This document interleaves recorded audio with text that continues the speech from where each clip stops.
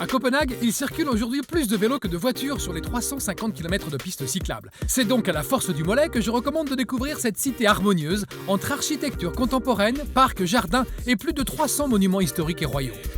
Au programme, nous rencontrerons François, un expatrié ici à Copenhague qui nous fera découvrir la ville, mais tout à vélo, les citernes et lieux d'exposition extraordinaires, les jardins de Tivoli, ce parc d'attractions, et bien sûr, le bien vivre à la copenhagaise pendant l'été. Regardez comme c'est beau!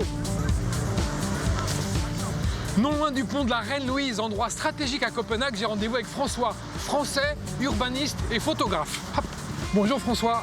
Bonjour. Alors pourquoi tu m'as donné rendez-vous sur ce pont là, cet endroit C'est le pont où vous allez pouvoir trouver le plus de vélos qui traversent par jour en Europe. Voilà. Combien à peu près? 20 000. Et il y a un compteur sur le pont. Le compteur, il permet de voir le décompte annuel et vous avez un compteur journalier. Tu verras, Copenhague est vraiment à taille humaine. Ouais. Et on va pouvoir passer d'un point à l'autre de la ville en moins de 3 quarts d'heure. Génial. Et c'est ce qu'on va commencer à faire tout de suite. On y va, on commence par la petite pièce d'eau, on se balade, on se met en jambes. Première impression, Copenhague est une ville extra plate. Un Danois sur deux prend donc son vélo quotidiennement pour se déplacer. Résultat, des hordes de cyclistes le long des 400 km de pistes cyclables, mais une ville propre, sans peu de voitures, ni de nuisances sonores.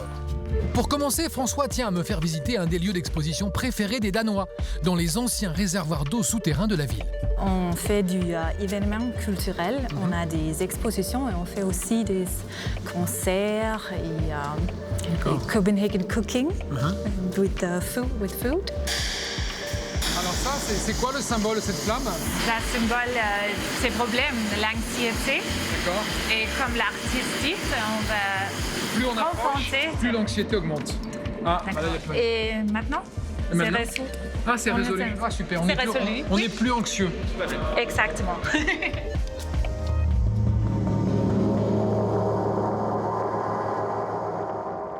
L'exposition, elle est consacrée au côté zen.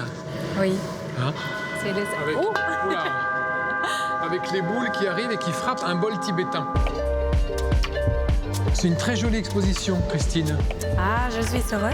Un peu à l'image de Copenhague, un peu strange, un peu étrange, mais magique et zen. Hein. Ah oui, exactement. En route ensuite pour le déjeuner. Nous allons goûter à l'incontournable plat traditionnel danois, le smørrebrød. Des tranches de pain de seigle tartinées de poisson mariné, charcuterie et légumes frais. C'est super bon, hein. C'est délicieux. La dernière bouchée avalée, François m'entraîne ensuite au palais de Christiansborg, siège du Parlement danois, ouvert au public et dont la tour de 84 mètres offre un panorama unique sur la ville. Donc tu peux voir le pont, la connexion entre le Danemark et la Suède. Voilà, on est à une dizaine de kilomètres ici, à vol d'oiseau de Malmö. La connexion peut se faire en une grosse demi-heure. Ici, on a tous les avantages d'une grande ville et d'une grande capitale, sans en avoir les inconvénients. Donc forcément, pour les urbanistes et pour les architectes, c'est quelque chose de super intéressant. Ouais.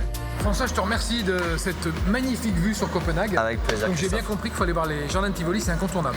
C'est incontournable. Ce sera C'est le parc d'attractions. C'est le plus vieux du monde et c'est clairement la meilleure conclusion que tu puisses avoir pour cette belle journée. Bien, merci François. De rien. À bientôt. Au revoir.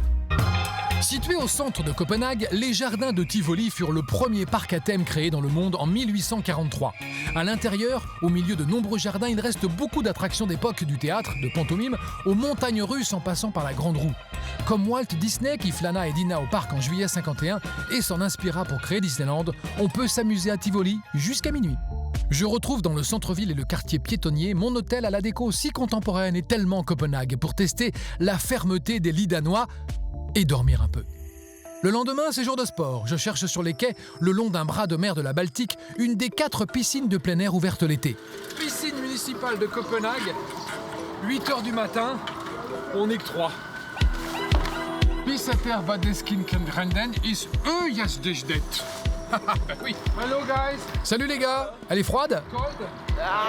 Ah oui, un peu froide. Donc c'est dans une eau rafraîchissante à 12 degrés que je vais goûter ce moment estival typiquement danois.